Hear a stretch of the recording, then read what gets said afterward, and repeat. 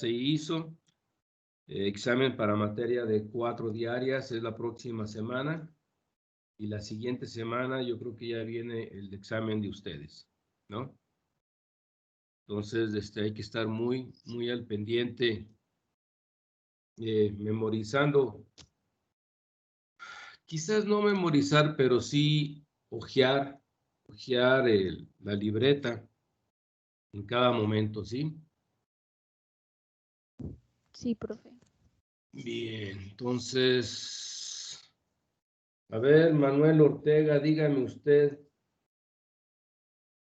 ¿qué es un desgaste de cráter? ¿Cómo lo identificas?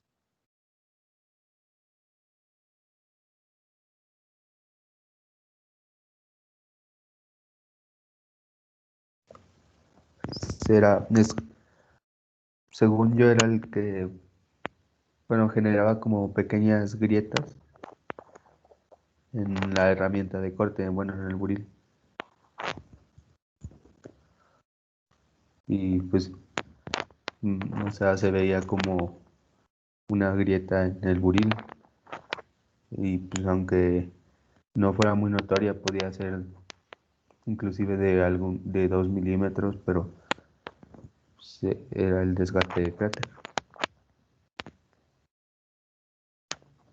Bien, mezclaste dos cosas, ¿verdad? Pero aunque todavía no vemos el... Mezclaste el de muesca casi con el de cráter en tu explicación, ¿verdad? Pero como dicen, por ahí va. Bien,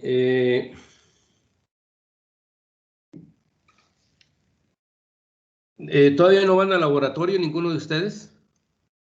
No, profe, no nos han dicho algo de ir al laboratorio. No han dicho nada. Bueno, este es parte del detalle, porque se complementaría muy bien con el estar en el laboratorio para que ustedes pudieran interrogar al de laboratorio para ver si es cierto lo que dice el de teoría. Pero ahorita pues no hay forma. Bueno, pues vamos a continuar. Nos quedamos en el redondeo de filo, que es la cuarta. Dijimos que el filo de corte vamos, estos lentes. A ver. Acá. Dijimos, el filo de corte principal se redondea por la abrasión y produce un ángulo de ataque más negativo cada vez.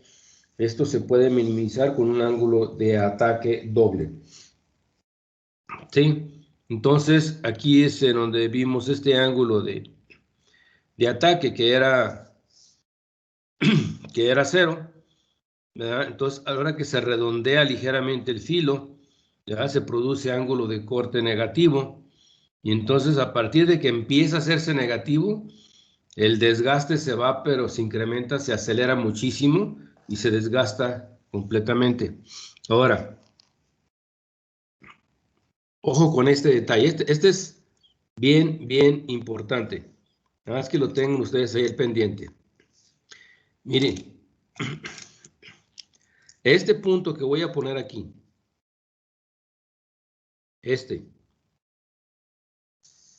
si yo trazo una línea de arriba hacia abajo, tengo esta distancia.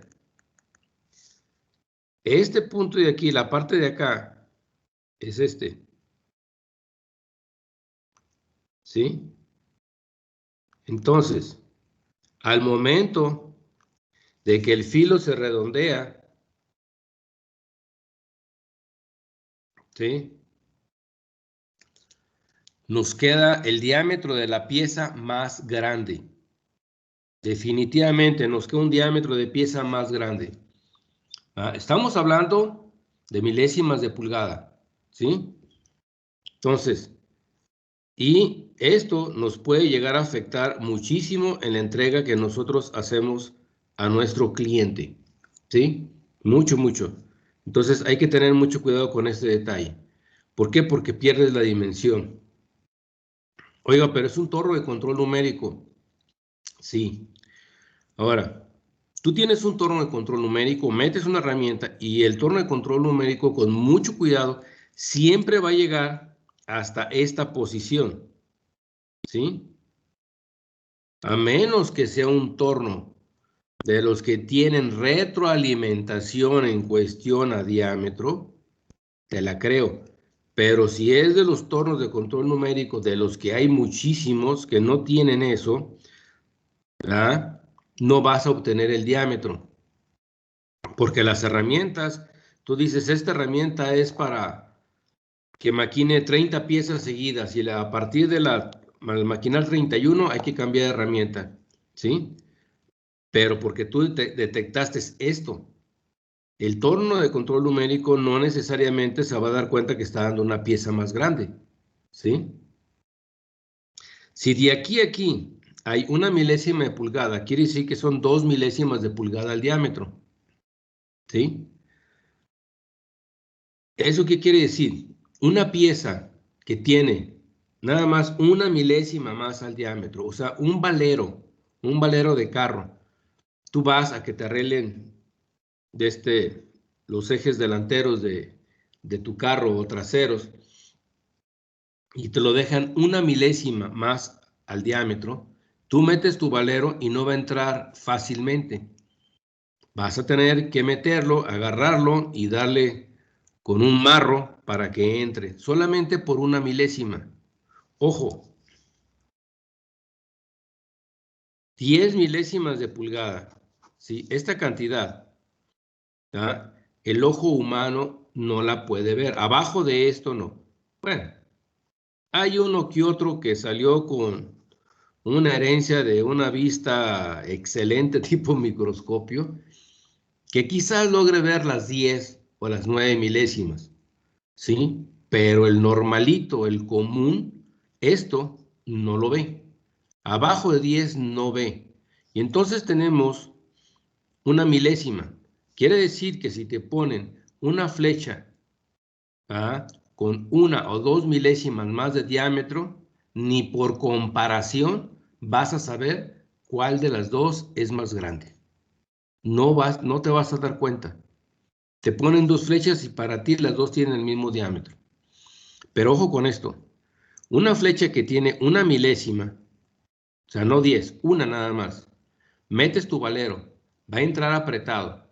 Si bien te va en tu viaje, te vas de aquí a la ciudad de Querétaro, el valero va a llegar desgranado, completamente casi destrozado el valero, si es que llegas a la ciudad de Querétaro.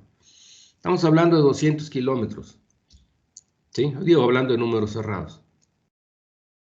Entonces, esa es la importancia, o sea, ¿por qué tanta milésima? ¿Por qué 3 decimales? Ahora, en sistema métrico,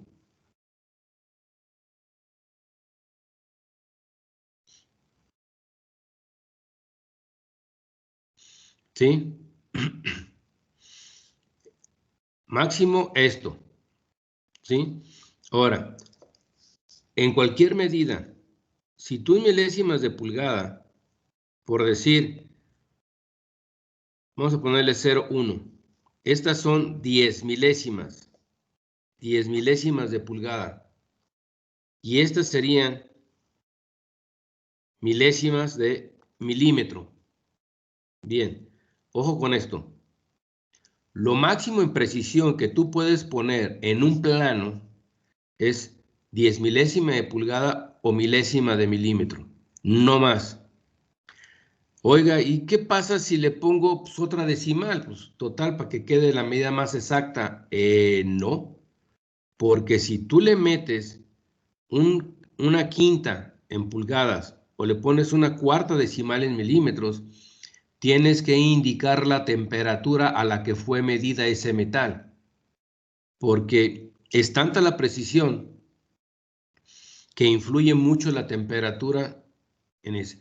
Tú maquinas a la 10 milésima un material, ¿verdad? Lo maquinas, ¿verdad? Hacía calor ese día, haz de cuenta, lo hiciste en Ciudad Valles, ¿sí? A temperatura ambiente Ciudad Valles, es 40 grados, tranquilos allá, ¿verdad? te vienes a San Luis y ahorita aquí en San Luis que no llegamos ni a 20, llegas, lo mides y ¿qué pasó?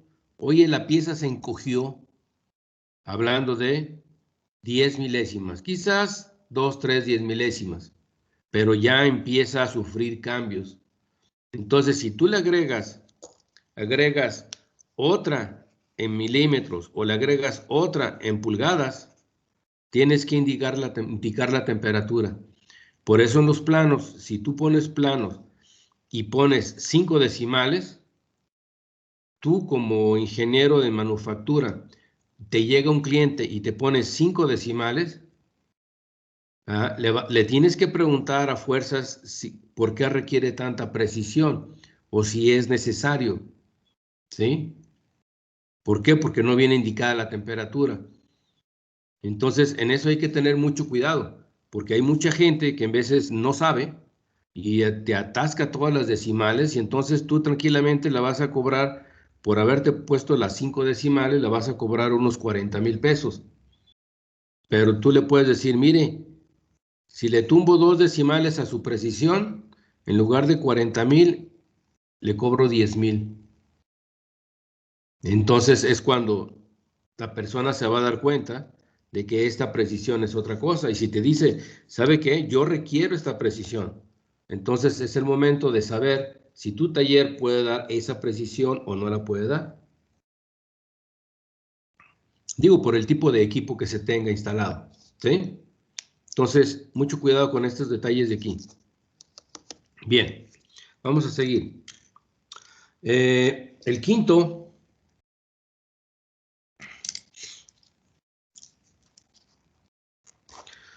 quinto desgaste de herramientas se llama despostillado de filo.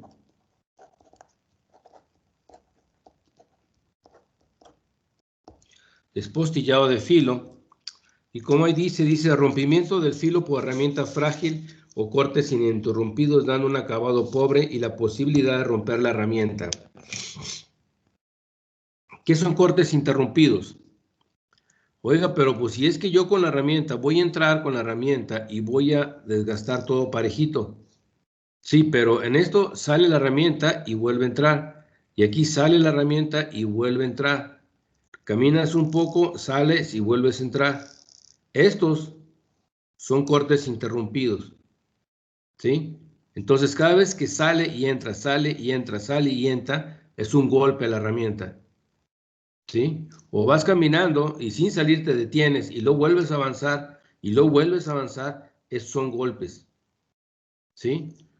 La viruta tiene que salir en forma continua, todo disque entrando, saliendo, pero siempre saliendo viruta en forma continua hasta llegar al final, ¿sí?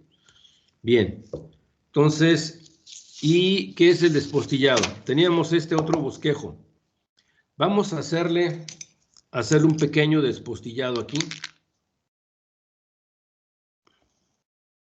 Un despostillado no es otra cosa más que un rompimiento, ¿verdad?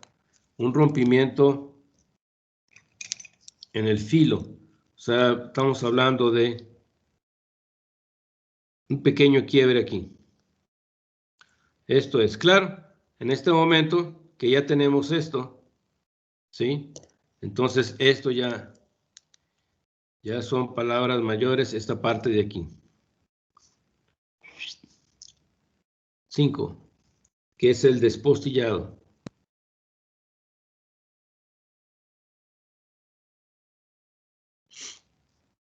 ¿Qué tan grande puede ser este?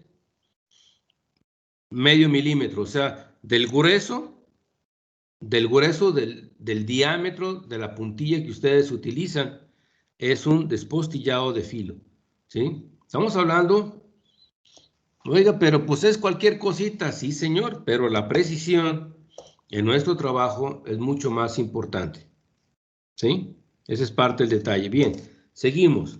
Agrietamiento del filo. Agrietamiento del filtro, que sería la sexta. Agrietamiento del filo. Bien, es lo que le llaman grietas peine. ¿Sí? ¿Por qué grietas peine? Bien. Miren. Yo tengo aquí mi filo. Aquí tengo mi filo, ¿verdad? Mi herramienta está en esta parte de aquí así, ¿verdad?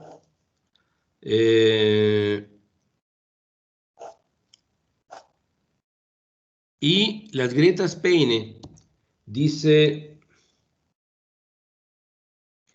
carga mecánica, ahí le faltó algo a esta redacción que tienen ustedes allí. ¿Dónde estás? ¿Dónde estás?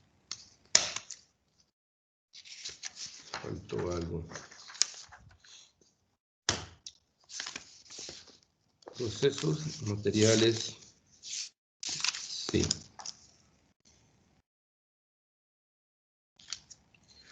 Anoten ahí, carga mecánica cíclica. Es una carga mecánica cíclica. Carga mecánica cíclica. Ah, no, sí, sí está puesto ahí. Bien, y esa origina grietas paralelas al filo, ¿sí? Este de aquí, este es mi filo, ¿sí? Este es mi filo. Y cargas paralelas no significa que se marcan unas marcas así. No, esto así no es, ¿verdad? Normalmente estas son como si fuera pues, toda una grieta, ¿no? Toda una grieta, ¿verdad? Pero son ligeramente, ves que baja más o sube más, pero ahí están. Estas, ustedes dicen, esto no es paralelo, no, si es una grieta, en ese sentido, paralela al filo. Es una carga, ¿verdad? Cíclica, mecánica, que está originando golpeteo de esta forma. Cíclica es golpeteo continuo, traca, traca, traca, traca, traca, traca, golpeteo, ¿sí? Entonces, eso hay que evitarle, que salga la herramienta, entre, salga a un mismo ritmo, eso le pasa a la herramienta. Ahora, el otro detalle es fatiga térmica, ¿verdad? Que ese es perpendicular. Y uno piensa que la fatiga térmica, bueno, entonces si es perpendicular es así. No, lo mismo, las grietas son de esta forma, ¿sí? Pueden ser ligeramente más a la izquierda o más a la derecha, pero ahí van, ¿sí? Son de esta forma. Así como en el osciloscopio cuando marcan lo de un temblor, haz de cuenta así, ¿no? Ahora, ¿qué tan gruesas son estas líneas? Estas gruesas es como el de un cabello de una persona, de esos cabellos que son pero bien finitos, que apenas en veces se alcanzan a ver, te das de cuenta, pero delgadititas, ¿ah? Entonces, no cualquiera puede ver estas grietas. Entonces, por eso les digo, es importante tener esa pantalla con aumento para poder ver esto, ¿sí? Entonces, si es mecánica, hay que buscar por qué tiene ese golpeteo, ¿verdad? Y si es térmica, hay que ver por qué tiene cuestión térmica, ¿sí? Puede ser que esté entrando y saliendo el refrigerante sin que nos demos cuenta, ¿verdad? No sé, bajó el nivel de refrigerante, baja, deja de bombear y luego sigue bombeando o alguna cosa por el estilo, ¿verdad? O tenemos un tapón en algún filtro en el sistema, ¿verdad? Se supone que todo eso no debe de ser, pero en veces sucede, como dicen hasta en las mejores familias, ¿no? Entonces, una falla de este tipo, inmediatamente hay que ir a buscar, ¿no? Esto es inmediatamente. Bien, y por último, entonces aquí, en esta parte de aquí, vamos a dibujar esto. Y vamos a dibujar otras así, ¿verdad? Y estas de aquí sería nuestra posición número, sería la 6, que es grietas peine. Si pongo grietas peine o agrietamiento de filo, porque depende del autor, quien te esté diciendo, ¿verdad? Le cambian mucho los nombres a esto. Bien. Y por último, nuestra séptima, que es fractura. Ya, la fractura ni la dibujamos, ¿por qué? Pues la fractura ya de plano se rompió. ¿Ah? Se rompió. Entonces dice, falla repentina clásica en materiales frágiles, especialmente cerámicos en cortes interrumpidos. Es necesario el ángulo de ataque cero negativo para mejorar las condiciones de maquinado. Digo, para poderlo evitar. Evitar los cambios de temperatura bruscos en el fluido de corte. Luego en el fluido de corte, miren, no sé, les platiqué lo de el rompimiento del filo, que llegó una persona a solicitar una herramienta que rompió 3 herramientas. ¿Sí les platiqué eso o no? No. ¿No? Bien. No. Mira, este es un caso, digo, no me pasó a mí, le pasó a un ingeniero, Heinz, así como la mayonesa Heinz, se llamaba Heinz Putz, el alemán, precisamente.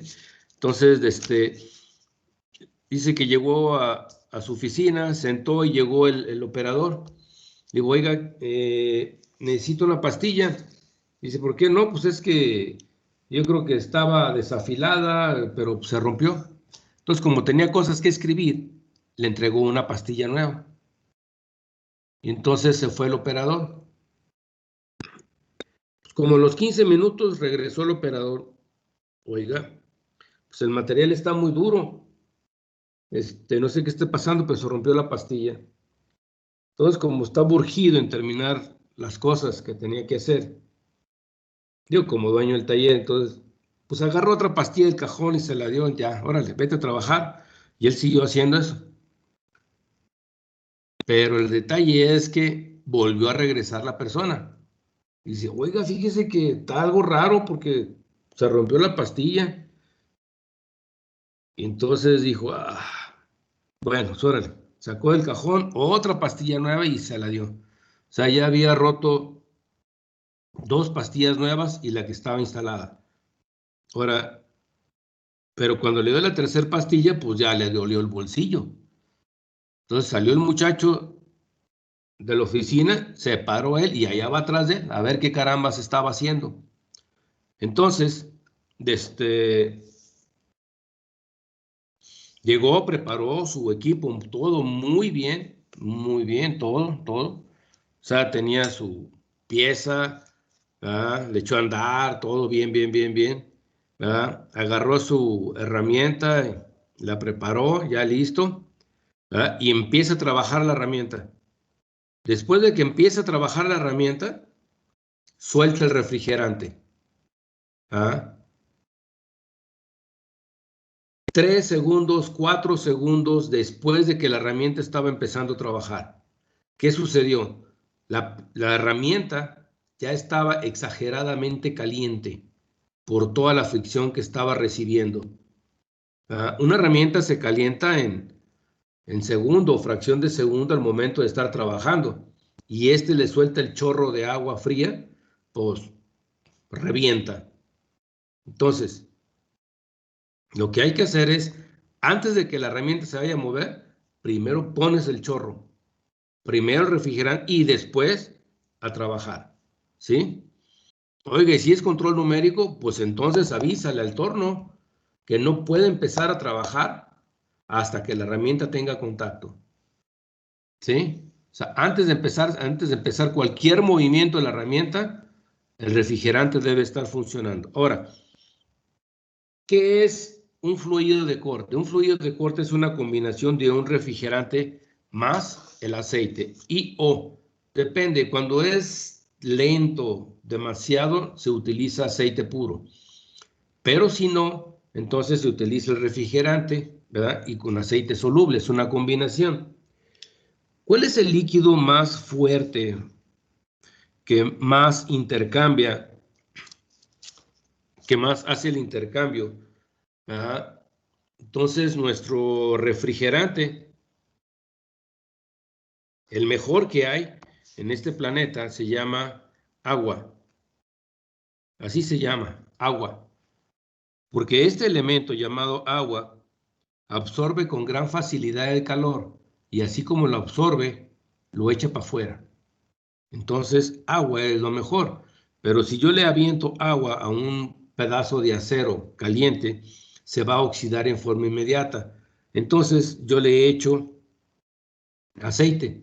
No cualquier aceite, he hecho un aceite soluble en el que se mezcle fácilmente con el agua y no se separe. Entonces, ahí está mi aceite, por eso agua, ¿verdad? Y viento mi lubricante, ¿verdad? Que sería un aceite. Puede ser aceite o grasa soluble, cualquiera de los dos. Y entonces esto a mí ya me da mi fluido de corte. ¿Sí? Eso me da mi fluido de corte. Entonces, esta combinación, ¿verdad? Pueden ser los dos juntos o puro aceite en cuestión de fluido de corte. Agua sola no. ¿Por qué? Porque nos oxida nuestro material. Y cualquier metal caliente se oxida más fácilmente. Oiga, y si es aluminio, también existe el óxido de aluminio. También se puede llegar a oxidar. Y si es cobre, también óxido de cobre existe. ¿Sí? Bien. Entonces, ya como resumen los orígenes de nuestro desgaste, ¿verdad? Como está ahí es, ¿verdad? Aquí lo tienen, es abrasión, adhesión, difusión y deformación. ¿Verdad? Son los orígenes de nuestro desgaste. Abrasión, pues es la fricción. Adhesión significa que, ¿verdad? Se puede pegar, o sea, se solda el material sobre nuestra herramienta. Difusión, ¿verdad? Si es soluble o no soluble en el material. Y la deformación es que se deforme nuestro material, se pandee y ya no logre tocar o hacer el trabajo que debe de estar haciendo. Bien. Entonces, esas son las siete cosas más importantes que debemos tener nosotros bien en cuenta si nos dan a nuestro cargo el departamento de herramental a la hora de saber el filo. Nosotros podemos mandar a avisar a una persona, ¿sabes qué? No estás haciendo el trabajo, tienes problemas con esto, y aunque el operador se moleste porque diga, esa persona se la pasa ahí encerrado, ¿verdad? Y no sale a ver la maquinaria, ¿por qué dice que tengo desgaste en esta herramienta? Pues simplemente porque lo sabemos nosotros aquí, ¿verdad? Por eso es que sabemos de manufactura, ¿verdad? Y eso es como si llega un carro mojado, segurito, pasaste un charco y lo pasaste por tu lado izquierdo. ¿Por qué? Pues porque el lado izquierdo viene mojado y el resto viene seco. ¿Cómo supiste si tú nunca estabas en el carro? Viendo cómo viene tu herramienta, sabes lo que sucedió. ¿Sí? Así de sencillo, ¿no? Bien. Seguimos sobre el mismo tema, pero antes de entrar a esto, yo necesito que sepan ustedes lo que es dureza. ¿Sí? Ahí se los mandé en la página 12. Dice, dureza, resistencia de un material a la deformación permanente. Ojo con este detalle. Es la resistencia de un material a la deformación permanente. Permanente. Si yo tengo, no sé, una pieza, ¿verdad? Y luego yo la empujo, ¿verdad? Y se regresa, no fue deformación permanente. O sea, yo la agarro, ¿verdad? Y esto está como trampolín, ¿sí? Pero yo la reviso aquí y sigue lisita, sin ningún problema. Y la vuelvo otra vez, ya se deformó, pero no se deformó en forma permanente. Si yo la hago aquí, quito mi fuerza y se queda doblado, entonces ya la deformé en forma permanente.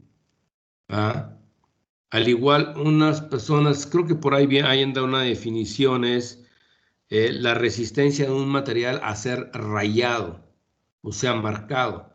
Cuando tú le haces una marca a un metal, es que ahora sí que lo rasguñaste, le hiciste un surco, o sea, lo deformaste en forma permanente, ¿sí?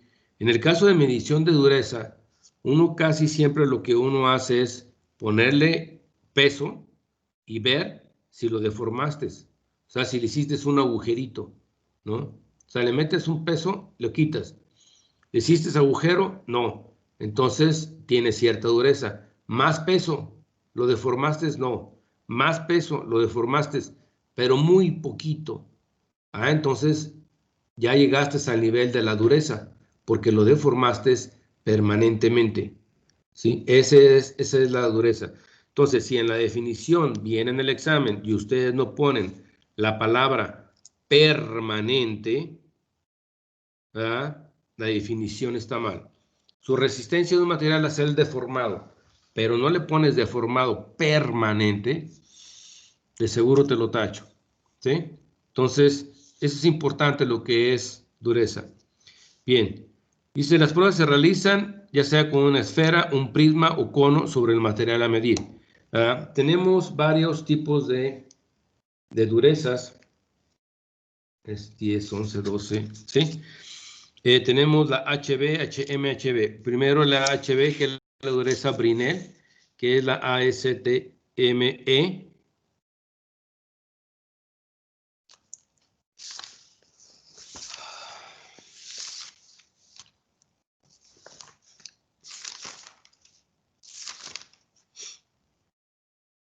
E10, ¿verdad? Se hace con una esfera de acero, ¿verdad? ¿verdad? O una esfera de carburo de tungsteno con un diámetro de 2.5 a 4.75 milímetros de diámetro y se usan tablas para calcular el área, ¿verdad? Entonces se agarra la esfera, se aplica presión sobre la pieza y entonces se mide la fuerza entre el área de la superficie. Las unidades son kilogramos por milímetro cuadrado. ¿Ah? Esas son las unidades porque es fuerza entre área. Entonces son kilogramos por milímetro cuadrado. Y nosotros medimos ese diámetro. Ahora, ¿cuántos son 2.5 milímetros? ¿Verdad? ¿Cuántos son 4.75 milímetros? Pues nada más es cosa que ustedes se lo imaginen, ¿verdad?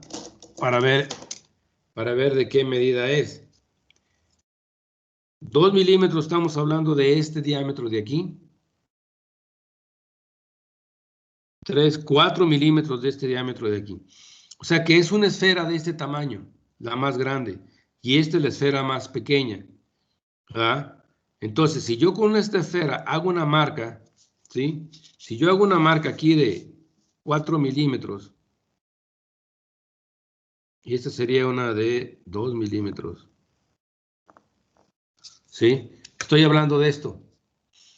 Entonces, si yo hago una marca con esto, pues de seguro no, aquí pues no va a medir los 4 milímetros. Y aquí, pues no va a medir mis 2,5, va a medir mucho menos. Entonces lo que se agarra es, se mide los diámetros y claro, por cálculo también se puede sacar el área, pero para eso existen tablas, ¿sí? Agarras una tabla y todo. Entonces, depende del tamaño de la marca.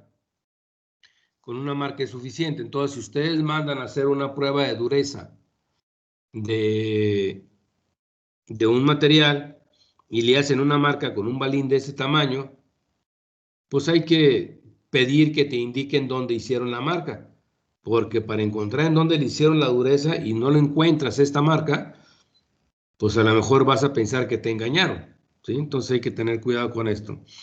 La siguiente es la dureza Meyer. Aquí yo le pongo hasta que no es común.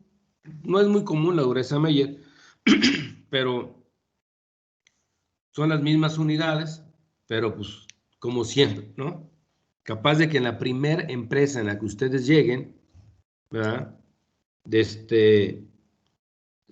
Utilicen de este tipo de dureza, ¿sí? Bien. La siguiente sería dureza Vickers. Esta es la ASTM número E, también 92. ¿Ah? Pero se hace con una prisma, con un prisma. O sea, no es un balín. Así, sección transversal cuadrado afilado en esta forma. Y se hacen las marcas. Y también es lo mismo. Fuerza sobre área de la superficie. Exactamente lo mismo van a ser, las unidades son kilogramos por milímetro cuadrado. También hay tablas para poder medir, ¿verdad? La cuarta es dureza KNOP, K-N-O-O-P, ¿verdad? También le llaman ensayo de microdureza, ¿sí? Ensayo de microdureza. Esto, no sé, parece número 6, pero no es un 6. Más bien es O, una letra, O, ensayo de microdureza. Pero este se hace también con un prisma, pero alargado, ¿sí? Es alargado. Y se usa para medir la dureza en varias partes de una pieza. Ojo con esto. Si vas a mandar a hacer un ensayo de este tipo, no vas a encontrar tú un agujerito o dos. No, tienes que encontrar varios en varias partes de la pieza, ¿verdad? Y de nuevo, indíquenle a su proveedor de esta medición que les marque en dónde hizo las pruebas, ¿sí? Entonces, este es para eso. También las mismas unidades, kilogramos sobre milímetro cuadrado. La otra, la quinta, es la dureza Rockwell, ¿ah? Esta también es ASTM, la número 18, sí, es la número 18, ¿sí? En esta se usa un balín, donde la tengo, o un cono de diamante. Vamos a poner aquí un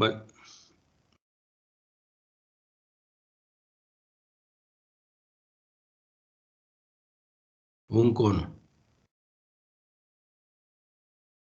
¿sí?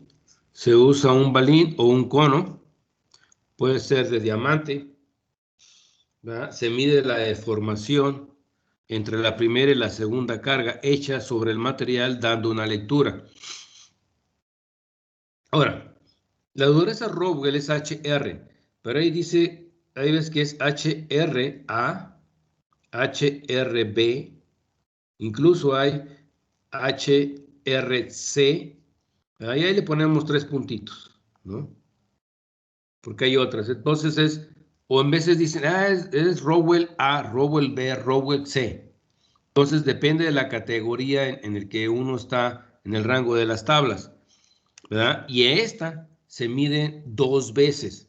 Entonces comparas la primer marca contra la deformación de la segunda marca. Aplicas una presión diferente y entonces relacionas las dos marcas y obtienes una lectura. Esta, la famosa dureza Rockwell, es de las más usadas, ¿sí? Es de las más usadas. Ese es parte del detalle, no es de las más usadas. O sea, yo diría que esta sería la primera que van a encontrar ustedes, pero no necesariamente, ¿verdad? Entonces, cualquiera de las otras durezas, ustedes las pueden encontrar. Entonces, vienen 5 formas de medir la dureza, 5, lo que es la Brinell, lo que es la Meyer, Vickers, Knopp y Rowell. Son 5, ¿verdad? Y pueden ser con un balín, un cono, una prisma, ¿verdad? O diferente tipo de prisma, depende de eso. Ahora, un estudio de este tipo no es barato. Y entonces, lo que mucha gente hace, ¿verdad? Es este detalle de aquí, ¿no? Que es uso empírico. El uso empírico. O sea, oye, entonces un 1018 como, ¿qué dureza tendrá? O un acero, un 311, ¿qué dureza tendrá? Y ahí te la llevas, ¿no? Entonces, hay un libro, ¿verdad? De ¿cómo le llaman? Enciclopedia del ingeniero mecánico. Ahí lo tengo, ahí lo tengo. Pero tú te vas a ese libro, ¿verdad? Te vas a ese libro y encuentras ahí, pero toda un montón de la tabla de resistencia a la tensión.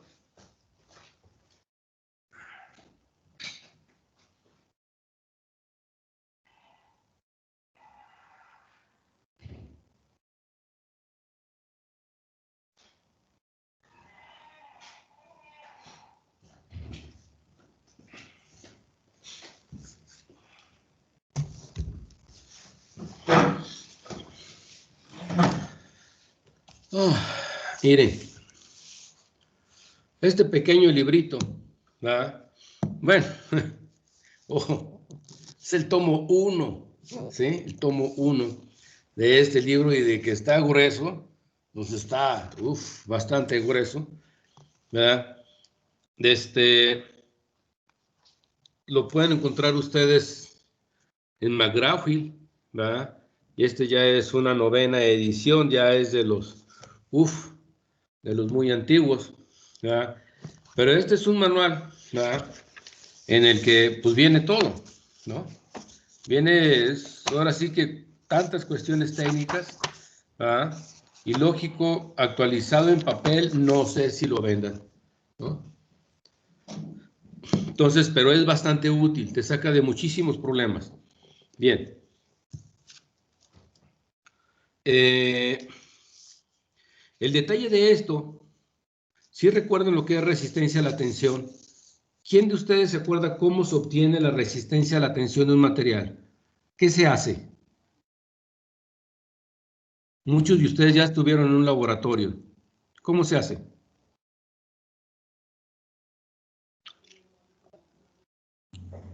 Pues se estira la prueba, ¿no? Hasta que se rompe. Exactamente. Ustedes fabrican primero una probeta y esa probeta ustedes la agarran, la empiezan a estirar hasta que se rompa. Y eso a ustedes les da una pequeña curva, ¿verdad? Una pequeña curva, y ese sería los detalles de la resistencia a la tensión. Bien. Este libro trae los resultados de muchísimos materiales, aleaciones y todo tipo de detalles, ¿verdad? Y entonces ahí pueden encontrar tranquilamente la resistencia a la tensión. Y entonces, fíjense lo que está aquí escrito, dice, la dureza del material es aproximadamente 3 veces el valor de su TS, o sea, es la resistencia a la tensión. Agarra la resistencia a la tensión, la multiplicas por 3 y ya tienes tu dureza, ¿sí? Es aproximadamente. Y esto es para aceros endurecidos por deformación, o sea, aceros tratados térmicamente, ¿no? Bien, pero eso es para cuestiones de esto. Ahora, ¿cuál es el mejor material para herramiental? ¿Cuál es la mejor? Ojo con este detalle de aquí. El mejor material es el que dura más. Ah, caray, ¿cómo que el que dura más? Como que suena a chiste. No, no es así, ¿verdad? Porque ¿cuál es el material más duro del planeta? Muchos dirían, pues el diamante, ingeniero. Sí, el diamante es el más duro. Entonces, si yo voy a trabajar acero, le meto una herramienta de diamante para que me aguante el filo, pues no, te desgasta completamente. Mejor métele un carburo, métele un cerámico en lugar del diamante. Ah, caray, pero pues ¿por qué? Pues porque resulta ser que el acero es afín al carbón. ¿Y qué es el diamante? Es carbón. Entonces, el acero ya calientito, ¿verdad? Absorbe absorbe el carbón del diamante y se traga la herramienta, se traga el filo. ¿Ah? Como que suena algo como que no es real, pero sí es, así es. Por ejemplo, hay un tratamiento térmico, ¿ah? Hay un tratamiento térmico en el que, fíjense, y hay muchos que en veces no, tienes tú un material, no sé, así una figura cualquiera, tienes un material. Entonces, este es un acero blando, es un acero blando. Un acero blando quiere decir, vamos a ponerles un 10-10, o sea, con muy poco carbón, ¿sí? Muy poco carbón. Entonces, tú para poderlo templar necesitas un acero al alto carbón. Tú quieres un 10-90, ¿ah? Entonces, dices, órale, ¿ah? Pues sí, pero ¿cómo le hago? Ni modo que le solde alrededor toda una placa. ¿Ah? No. ¿Ah? Así de sencillo. Tú agarras este material de acero y lo cubres de carbón o material para carburación. ¿Ah? ¿Qué es lo que sucede? Lo que va a suceder es que el carbón va a penetrar alrededor. Penetra alrededor. ¿Sí? Penetra. ¿Ah? O sea, el carbón se mete en la pieza. Y uno en veces piensa, dices, ah, caray, ¿cómo que el carbón se metió en la pieza? Sí. Y tranquilamente unos 4 milímetros de profundidad. Así como tú pones un pan y lo pones en la mantequilla, ¿verdad?, derretida, el pan blanco agarra y absorbe la mantequilla. El carbón igual. ¿Ah? Tú metes el acero en el carbón, sacas tu acero y ya el acero va a estar impregnado de carbón. O sea, como que el acero agarró y succionó el carbón. Ah, caray, ¿no me estará platicando una de Caperucita Roja? No, así funciona. ¿Ah?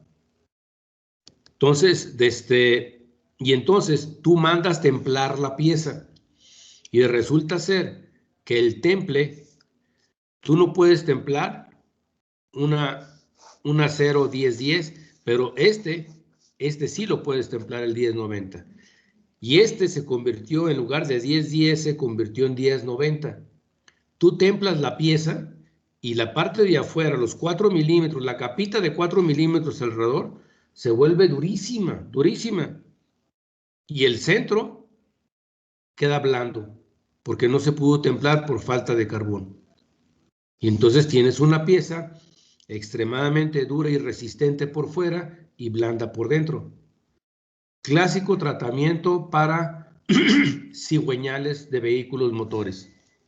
¿Sí? Digo, de motores de combustión interna, los cigüeñales grandes y todo. Clásico tratamiento. ¿Sí? Entonces, el consejo es, no me crean, busquen a ver si es cierto lo que les platiqué. ¿Sí? Eso es importante. ¿Ah? O sea, es más importante que ustedes busquen a ver si es cierto esto, ¿verdad?, en lugar de nada más, no, pues si lo dijo el Inge, sí le creo. No, la recomendación es no me crean. Verifiquen la información a ver si es cierto este tratamiento llamado cementado. ¿Sí? Bien. Seguimos. Ahora, ¿qué características debe tener un buen material para herramienta? O sea, un buen material para herramienta debe tener dureza. Aparte de la dureza, debe tener tenacidad. O sea, que no se fracture por algún golpe. Eso es bien, bien importante. O sea, la tenacidad es que soporte los cortes interrumpidos, choques mecánicos, cargas de impacto, todo ese tipo de detalles. Debe tener resistencia al impacto. Eso es bien importante, la resistencia al impacto.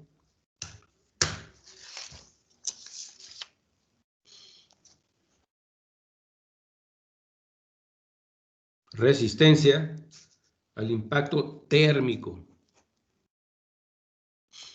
¿Sí? Esto es importante. Bien, la mayoría de las herramientas pues, son cerámicos. Y ustedes se han de dar cuenta que, por ejemplo, tú tienes un refractario. Y en ese refractario, bueno, pues lo usas quizás para poner tu ensalada, lo que tú quieras. Pero ese refractario se te ocurre ponerlo en la lumbre para calentar algo. Y simplemente se fractura. Pero hay refractarios que tú puedes poner en la lumbre y le metes lumbre y mucho y el refractario no se fractura. ¿Sí? Ese es parte del detalle. Depende del refractario. Así como hay muchos tipos de metales, también hay muchos tipos de refractarios. Hay refractarios que te conducen el calor muy bien y hay otros que no te lo conducen. Hay refractarios que te pueden conducir la luz y otros que no te conducen la luz. Igual el calor. Hay refractarios que aguantan muchísimo muchísima temperatura y hay otros que no aguantan la temperatura. Y en este caso, yo necesito que aguante los cambios de temperatura. Cambios de temperatura. ¿Verdad? Eso es lo importante de esta. Así como las ollas en donde se funde acero, esas deben tener una resistencia térmica enorme. Porque la olla está, ahora sí que a temperatura ambiente, y le echas un caldo a 1500 grados centígrados, pues es un impacto térmico y la olla no se rompe. ¿Sí? Al igual que una clásica taza de café, ¿no? Tú le echas café caliente y aguanta. Pero si no está diseñada para eso, un vaso de cristal, le echas café bien caliente y lo puedes llegar a reventar, lo fracturas. Bien, siguiente es soldadura localizada. Soldadura. Debe tener baja adhesión del material de trabajo, o sea, que no se adhiera tan fácilmente a la herramienta. Eso es también importante. Y por último, la solubilidad. ¿Sí? Esta quinta, ¿verdad? Que la solubilidad del material de la herramienta debe ser baja contra el material de la pieza de trabajo. Esa es otra cualidad que debe tener la herramienta. En el caso del acero contra el diamante, no, ahí no. Entonces, ¿para qué es bueno para el diamante? Pues siempre y cuando no sea acero es buenísimo. ¿Sí? Entonces, ese es parte del detalle. Ahora, ¿qué materiales se usan? Empezando por los aceros. Lo clásico de los aceros, el primer tipo, vamos a poner aquí materiales. O sea, ¿de qué material están hechas las herramientas? Están hechas primeramente de acero al carbón. ¿Sí? En acero al carbón, ustedes ya tuvieron por ahí alguna clase en la que tenemos lo que es el bajo carbón, lo que es el medio carbón y lo que es el alto carbón. El bajo carbón anda de 0.05% a 0.2% de carbón. ¿Sí? El medio carbón anda de 0.2 a 0.6% de carbón y el alto carbón de 0.6% a 1.3% de carbón. ¿Sí? Bien. Oiga, ¿y cuál de estos tres, bajo, medio y alto, es más duro? ¿Sí? Este es el más duro. ¿Sí? Entonces, en cuanto a un maquinado, a ti te llevan una pieza a maquinar. Sí, cómo no, mire, 2,500 pesos y se la dejo igualita al plano que usted trae. El diagrama que usted trae se la dejo igualitita a la pieza, son 2,500. Muy bien. te entregan tu acero y te lo entregan en un acero de alto carbón, vas a salir perdiendo, ¿sí? Porque es demasiado duro y no sé cuántas herramientas te vayas a llevar, ¿no? Pero, ¿verdad? Si es un acero blando, perfecto, para eso lo cotizaste. Entonces, siempre hay que preguntar de qué material ver y ver el acero, ¿sí? Esto es muy importante, acuérdense bien. Por ejemplo, un 10-18 significa que tienes un 0.18% de carbón. ¿Ah? A ver, Daniela Campos, dime, un 1045 es de bajo, medio o alto carbón. De medio. Medio carbón. Edmundo, Alba, un 1090 es Ese un es de alto, alto carbón, ¿sí? sí, alto carbón. Entonces es correcto, o sea, nada más por las últimas dos cifras. Acuérdense, ustedes van a ir al taller y van a ver hasta lista de materiales. Inmediatamente por las últimas dos siglas ustedes se van a dar cuenta. Entonces, pregunta clásica a un ingeniero. Ingeniero, ¿qué material me recomienda? Pues, ¿qué vas a hacer? Para saber primero de cuánto carbón estamos hablando. ¿Le vas a recomendar un 1018, un 1045, un 1090? Entonces, por la pura dureza, le vas a decir eso. Entonces, entre más carbón es más duro. Pero uno puede decir, oiga, pero 1.3% de carbón no es muy poco. Sí, señor. El porcentaje es muy bajo. Pero así como si tú vas a tomar un vaso de agua y alguien agarra así una pizquita de sal y te la echa en el agua, inmediatamente vas a sentir, oiga, pues esto está salado. O sea, como que sala mucho. ¿Ah? Entonces te vas a dar cuenta, pues así es el carbón, o sea, afecta demasiado al acero, por poquito que sea, por esta cantidad tan pequeña. Y es más, si tú llegas a un 3%, esto ya no es un acero normal. Esto se llama hierro gris, ¿sí? O sea, es fundición, ¿sí? O sea, con 3% ya tienes tanto carbón que se empiezan a juntar las partículas de carbón y entonces se forma lo que uno llama grafito, porque es tanto carbón, o sea, 3% es tanto carbón que se empieza a agrupar y se forman grafito. Por eso el hierro gris, cuando tú lo tientas, en veces te mancha. Es una forma muy sencilla de saber. ¿Te mancha? ¿Ah? Es un alto carbón, ¿sí? Entonces, ese es parte del detalle de esto, ¿sí? Y claro, entre más carbón, es ligeramente más oscuro el material. Pero en fin, pero eso tienes que saber de tonos de gris para poder identificar por color. Debes de tener esa habilidad. Pero en fin, es esto, o sea, y el hierro gris es tan duro que no se dobla, prefiere fracturarse antes de doblar. Con estos porcentajes de carbón, el material no se fractura. Con estos materiales, el material sí lo puedes doblar, ¿sí? Entonces tenemos esta parte de aquí. Bien. Listo. Ahora, ¿qué materiales vamos a hacer? ¿Qué herramientas? ¿Verdad? Ahí viene aquí unos ejemplos de herramientas. Maquinar materiales blandos, como sería madera, plástico, hule y metales blandos. Podemos hacer herramienta para trabajar madera, hule, plásticos, esos se trabajan a muy alta velocidad, porque la madera si no la trabajas a alta velocidad se fractura. Al igual el hule se deforma y a la hora que se deforma el corte no se hace a la medida que tú tienes. Entonces tiene que ser a base de alta velocidad. Bien, estos son los materiales. ¿Con qué materiales? A ver, Fernanda Méndez, dime. ¿Qué material usarías tú para fabricar herramientas? ¿El de bajo, el de medio o el de alto carbón?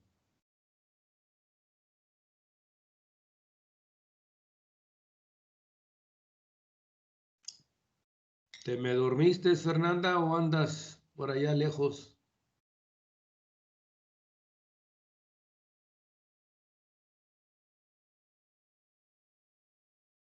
¿Dónde está?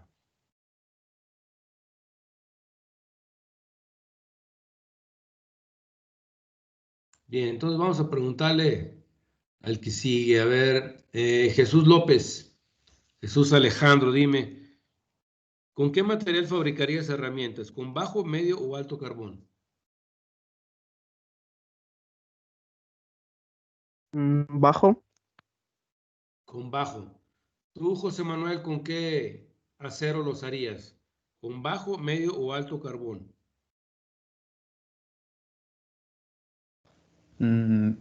Para herramientas yo creo que alto.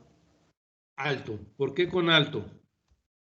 Bueno, pues se supone que son, mientras más carbón son más duras y pues si estoy haciendo herramientas yo trataría de que sean duras, ¿no?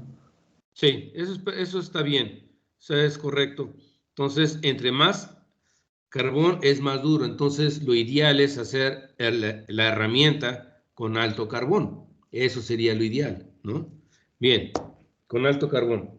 Ahora, luego vamos a ver otra razón. O sea, este es uno de los detalles. O sea, más carbón es más duro el material. Luego vamos a ver otros detalles de eso.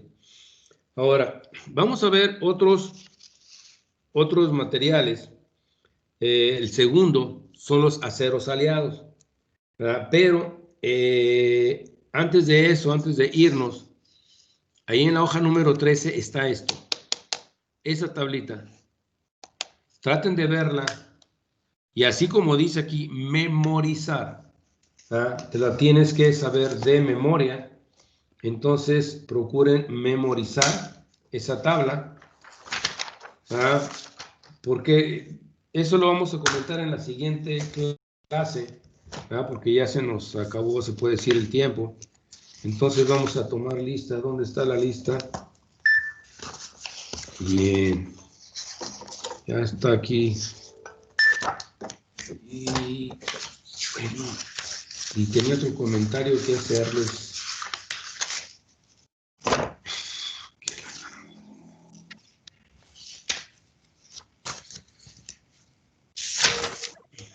Sí. La densidad está en decímetro cúbico, ¿verdad? La densidad, las unidades de la... Ah, sí, decímetros cúbicos. Kilogramo por decímetro cúbico. Una pregunta. ¿Cuánto es un decímetro cúbico? Por ejemplo, ustedes van ahí a la tienda y compran un decímetro cúbico de leche. No lo dicen decímetro cúbico, le van a decir que no hay de eso. Pero si ustedes piden 1 litro de leche, entonces sí se lo dan, ¿verdad? En lugar de pedir un decímetro cúbico. Entonces, como quien dice, este es kilogramo por litro. O sea, 1 litro de aluminio pesa 2.7 kilogramos. Bien, a ver, Alba Puente Mundo, empieza con la lista. 1, 2. Bien, 3, bien,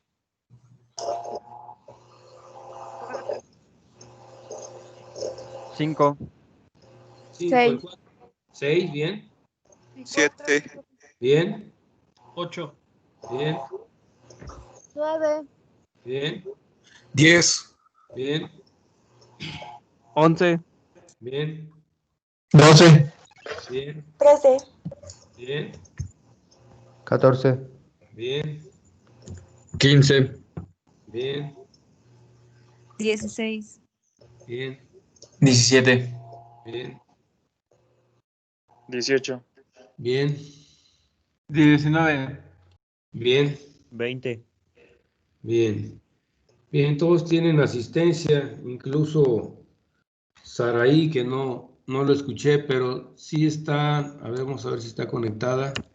Sí, profe, es que mi Ah, sí, marido aquí está. Sí lo dijo, pero como que hubo Se le- interferencia. Se le trabó, sí. No, ya están todos con asistencia, todo bien. Entonces, señores, próxima clase, vamos a hacer unos ejercicios con esto, ¿sí? Entonces, téngalo ahí muy a la mano, copéenlo en su libreta, copéenlo en su libreta. Entonces, eso es importante. Bien, vámonos. Nos vemos el miércoles por aquí. Bye, profe. Gracias, profe. Adiós, profe, Hasta luego. gracias. Adiós.